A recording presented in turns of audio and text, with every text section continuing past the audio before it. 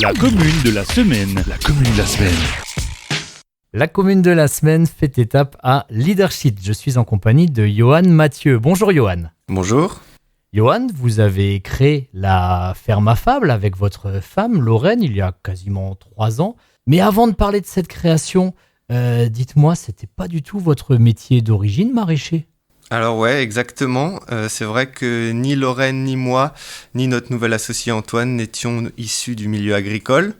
Moi, j'étais ingénieur du son de formation et de métier. Lorraine était éducatrice spécialisée et Antoine était et est toujours chef cuisinier. Oui, car il y a un troisième larron, Ouais. Antoine, bien sûr, qu'il ne faut pas oublier. Du coup, si j'ai quelques soucis avec ma table de mixage, on pourra voir ça tout à l'heure à la fin de l'interview. Ok. Il n'y a pas de problème. Comment vous êtes lancé dans cette aventure? Qu'est-ce qui vous a fait quitter les salles de concert pour aller vous installer à Leadership? Alors c'est totalement improbable comme histoire. Alors du coup, moi j'étais ingénieur du son, donc effectivement dans les salles de concert, donc dans un rythme très soutenu, le week-end souvent, la nuit, des semaines très très longues, très chargées en horaire, où ça bouge beaucoup. Et puis il y avait un moment où j'étais las de ce rythme, où le week-end, on peut pas être avec tout le monde, où c'est toujours la nuit, on dort le jour.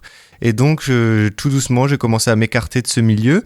Mais je me suis dit, il me fallait quelque chose qui soit aussi nerveux que le métier d'ingénieur du son, où faut que ça bouge, il faut que tout soit clair, et puis il y a toujours des imprévus. Et donc, je me suis dit, je peux pas juste arrêter ça, et puis me retrouver sans rien, ou faire un métier plus plan-plan, parce que je vais péter un plomb, dit poliment, quoi. Et il se trouve que j'avais une connaissance qui avait une ferme maraîchère et qui m'a dit, si tu veux, nous on a besoin de monde en ce moment, donc tu viens bosser chez moi et puis on verra si ça te plaît. Et en fait, ça a été le coup de foudre, quoi, parce que autant mentalement que physiquement, ça bouge tout le temps, c'est tout le temps plein d'imprévus et puis voilà. Et ce qui est assez étonnant, c'est que votre femme est dans ce cas-là également. Alors, elle n'était pas ingénieure du son, mais elle évoluait dans le domaine de l'enfance, je crois. Et elle aussi, elle a changé de voie. Oui, tout à fait. Alors Lorraine, elle est toujours, parce que je pense qu'on est toujours ce genre de métier, elle était éducatrice spécialisée, et donc effectivement, rien ne l'a prédestinée non plus à travailler dans les champs, mais en fait, il se trouve que quand on s'est installé, au début, elle pensait continuer à faire son activité, et puis moi, faire le maraîcher, et puis elle, peut-être faire qu'un mi-temps si j'avais besoin d'aide. Mais il se trouve que notre activité a démarré sur les chapeaux de roue et qu'en fait on s'est vite retrouvé avec à la fois suffisamment de gens pour acheter nos légumes et à la fois beaucoup de travail, et donc elle a vite quitté son travail pour être à temps plein à la ferme, et aujourd'hui effectivement on est 3 à temps plein à la ferme. Qu'est-ce qui vous a fait choisir Leadership? Alors qu'est-ce qui nous a fait choisir Leadership? On est arrivé dans le Pays de Bitche. Alors ma conjointe, Lorraine, est issue du Pays de Bitche, donc toute sa famille habite ici, de Montbronn, Bitche et Gelsart. Et donc elle connaissait très bien le coin. Et quand on a voulu quitter la ville, puisque au final nos métiers ont commencé à s'en écarter, et on a cherché un coin de campagne pour s'installer.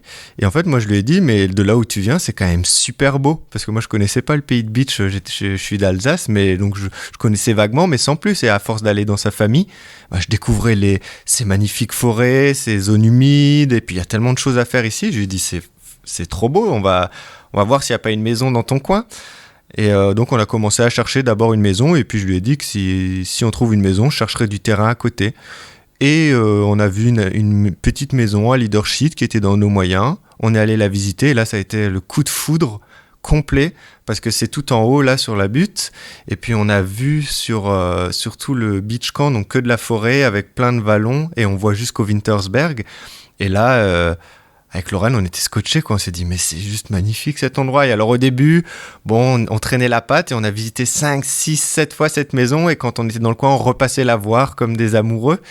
Et puis un jour, on s'est baladé dans le village. Et on s'est dit, si on achète une maison ici, il faut quand même juste qu'on rencontre les gens du village. Et donc on s'est baladé dans le village et on a rencontré plein de gens super sympas qui nous ont dit, mais ça tombe bien, et il y a une ferme qui est à vendre en ce moment. Donc allez-y, et puis voilà, on a posé un dossier de candidature pour cette ferme qui était à vendre, et on a eu un petit bout de terrain, et voilà, les planètes étaient alignées, c'était parti jusqu'à maintenant. Les planètes étaient alignées, c'était votre destin. Et vous avez choisi ce nom, la ferme affable. Vous avez le sens de l'accueil, vous aimez dialoguer? Alors, ça me fait plaisir que vous sachiez ce que ça veut dire parce qu'il y a beaucoup de gens qui nous demandent mais affable, ça veut dire quoi? Et c'est vrai que c'est pas un mot qu'on utilise tous les jours. Et pour tout vous dire, on a entendu ce mot à la radio parce qu'on cherchait un nom. Alors, je saurais plus vous dire quelle radio c'était, mais il y avait quelqu'un qui a dit le général de Gaulle était une personne affable. Et alors on s'est dit mais qu'est-ce que ça veut dire affable? Sur le coup, on savait pas non plus. Et on a pris le dictionnaire. Effectivement, la définition c'est qui sait accueillir, qui sait recevoir. Et là, on s'est dit, oh purée, c'est super chouette comme définition. Et en plus, ça nous a fait rire parce qu'on peut le séparer en deux et faire A, espace, fable. Et donc, ça nous permet de jouer un peu avec le double sens, les fables de La Fontaine. Et donc, notre logo, c'est un remake de la fable de La Fontaine avec le corbeau et le renard. Sauf que là, c'est une aubergine qui tient le fromage. Et en fait, quand on a le temps, donc une fois par an, on essaye, ou 2 fois par an, on écrit une fable sur une histoire de légumes qu'une amie à nous qui est dessinatrice met après en image et qu'on met en ligne. Et donc la première fable, c'était la fable de la tomate qui se prend pour la reine du monde et à qui lui arrive plein de péripéties. La deuxième fable, c'était la fable de la salade qui, comme elle est toute seule en hiver, elle puise toute l'eau du puits et au final, en été, elle fane parce qu'il n'y a plus d'eau. Enfin voilà, c'était ça. D'un côté, qui sait accueillir, c'est chouette, on est content, c'est mignon, ça nous ressemble. Et de l'autre, le côté un peu ludique qui nous permet, quand on a envie, de jouer un peu avec notre ferme, quoi. Vous avez aussi une philosophie très claire. Pour vous, il est hors de question de mettre des produits phytosanitaires sur vos légumes. Alors effectivement, c'est la première des choses, c'est que nous, on met pas de produits. Alors on n'a pas le label bio non plus. Alors ça, c'est juste un choix, c'est juste qu'on estime qu'on n'a pas besoin d'étiquettes. Et donc, de toute façon, tous les gens viennent prendre leurs légumes chez nous. Et quand vous venez chez nous, vous avez la liberté de déambuler dans nos champs. Il y a des gens, des fois, on est là le dimanche, on travaille pas, on va au champ juste voir si tout va bien. Et il y a des gens, c'est pas une blague, qui sont en train de récolter les fraises dans nos champs et en train de les manger, mais on est d'accord avec ça. Ça nous pose aucun problème, ça nous fait rigoler. Donc voilà, et donc on sait que les gens, il y a rien à cacher chez nous, ils peuvent rentrer dans les bâtiments, regarder, et puis on n'a rien à cacher, donc on n'a pas besoin d'une étiquette qui prouve au monde qu'on est bien. Donc ça, c'était la première des choses, mais effectivement, on ne met pas de produits. Quand il y a une culture qui est malade, on l'arrache et on plante autre chose. Par exemple, l'année dernière, qui était très pluvieuse, tout le monde a eu le mildiou dans ses tomates dehors. Nous, on n'a pas échappé à la règle, hein. On avait des tomates en plein champ. Elles ont eu le mildiou. Et dès juin, on les a arrachées et puis on a planté des brocolis à la place. Et les brocolis, ils étaient magnifiques parce qu'avec toute cette eau, ils étaient contents. Donc c'est effectivement ça notre démarche. Et après, à savoir aussi, c'est qu'on n'a pas de machine.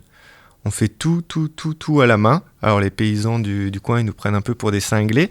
Mais voilà, on n'avait pas les moyens d'investir dans des grosses machines. Et donc, on s'est rabattu sur les outils manuels. Donc on a un râteau, une pelle et puis voilà, des choses comme ça. Et on met beaucoup plus de temps qu'à la machine. Mais voilà, ça nous va bien, on est content et voilà. Et du coup, vous êtes en contact direct, permanent avec la terre. Et puis c'est un matériau, entre guillemets, que vous connaissez bien. D'ailleurs, vous distillez parfois quelques conseils à des particuliers qui en font la demande. Ah oui, tout à fait, ouais. Alors, c'est pas rien de le dire, on est en contact permanent avec la terre, oui, c'est ça, parce que ça colle au basket, parce que ça colle à la pelle. Et effectivement, quand on fait à la main, on y est toute la journée. Et oui, effectivement, donc en fait, ça, ce que vous parlez, c'est le tour des jardins. Donc c'est quelque chose qu'on a mis en place cet hiver. Et alors ça, pareil, c'est quelque chose d'assez improbable et qu'on n'avait pas prévu du tout, comme tout à la ferme à fable. C'était qu'il y avait beaucoup de gens qui nous demandaient de faire des cours de jardinage. Et c'était tout le temps, oui, on est prêt à payer, on viendrait, vous regroupez les gens, il y a plein de gens du village qui veulent aussi. Et donc, au fur et à mesure qu'on avait de plus en plus de demandes, on leur a dit, mais en fait, nous, on n'y croit pas au cours de jardinage parce que tous les sols sont différents, tous les climats sont différents, tous les jardiniers sont différents, c'est aussi important. Et donc, on leur a dit, en fait, nous, si on fait ça, on est des menteurs parce que ça existe pas nous, on pense qu'il n'existe aucune méthode qui serait bonne pour tous les sols, tout le temps, partout. Donc, on a dit, on peut pas vous faire des cours de jardin. La seule chose qu'on pourrait faire, et c'était une blague à ce moment-là, c'est on leur disait, il faut qu'on vienne chez vous, qu'on fasse une analyse avec vous de votre sol, qu'on essaye de vous expliquer les grandes lignes de comment ça marche chez vous, et après on vous donne des clés, et à vous de vous débrouiller, de trouver les bonnes clés pour chez vous, mais on peut pas vous donner la clé, parce qu'il y a plein de portes à ouvrir, et donc il vous faut un trousseau complet, et c'est à vous, en fonction de la porte, choisir la bonne clé. Et en fait, de blague, c'est devenu réalité parce que les demandes étaient tellement insistantes qu'on a mis le projet sur pied. Alors au début, on a fait ça un peu vite fait en disant bon, on va faire un tour des jardins. Et puis là, c'était le déferlement de demandes. On n'a pas réussi à suivre. J'ai visité 40 jardins entre février et avril de cette année. Et on a dû en annuler plein parce que je suis devenu papa entre-temps et donc j'avais plus le temps. Mais on va remettre le couvert cet hiver et on va essayer de répondre à toutes les demandes. Mais il y a vraiment... c'est impressionnant, quoi. Le nombre de demandes qu'on a eues, impressionnant. Et enfin, pour faire un petit clin d'œil, vous diriez que les habitants de Leadership sont affables ? Ah, les habitants de Leadership sont plus qu'affables. C'est absolument... c'est presque irréaliste à quel point il y a une bonne ambiance, une bonne entente et à quel point les gens sont gentils, accueillants, serviables, tout le monde. On peut pas, par exemple, pour vous donner une idée, notre maison est à peu près à 125 mètres ou 200 mètres des champs, là où on travaille. Et entre les deux, il y a 4 ou 5 maisons, pas plus, peut-être même pas, peut-être 2 ou 3 maisons.